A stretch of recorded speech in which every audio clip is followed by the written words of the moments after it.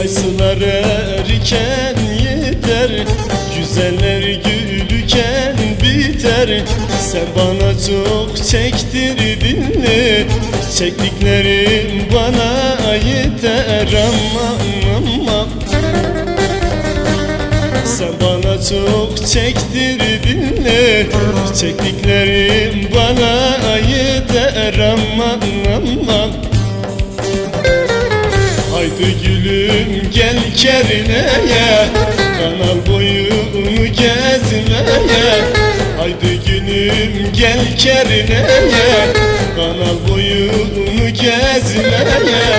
Ben gönlümü kaptırmışım Malatyalı bir dilbere. Aman ben gönlümü kaptırmışım Malatyalı bir güzele. Aman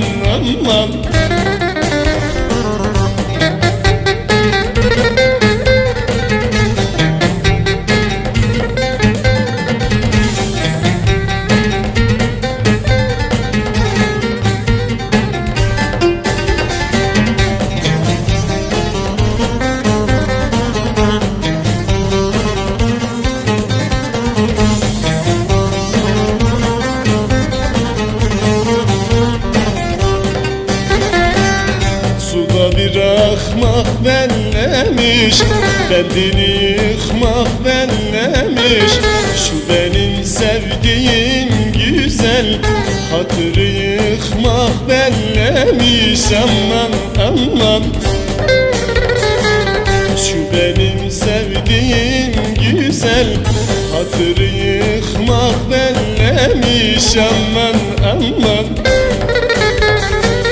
haydi gülüm gel Kerine'ye, kanal boyunu gezmeye. Haydi gülüm gel Kerine'ye, kanal boyunu gezmeye.